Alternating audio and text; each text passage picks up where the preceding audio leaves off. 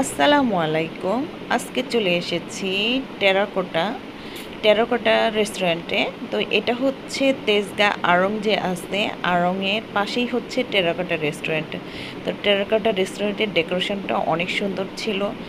আর এটা হচ্ছে টেরাকোটা রেস্টুরেন্টের ২ তলায় আর পরিবেশ। তো আমরা গিয়েছিলাম হচ্ছে সন্ধ্যার পরে মাগরিবের পরেই হচ্ছে টেরাকোটা রেস্টুরেন্টে গিয়েছিলাম। তো ২ তলায় কোনো হচ্ছে জায়গা পাইনি, সিট পাওয়া হয়নি বলে আমরা নিচতলায় বসেছিলাম। তো পরিবেশটা খুবই সুন্দর ছিল। তবে এখানে আনকমন কিছু খাবার রয়েছে বাচ্চাদের জন্য। আমার যেহেতু বেবি ছিল এর জন্য ফ্রেঞ্চ ফ্রাই নিয়েছিলাম। এটা চাইনিজ একটা খাবার।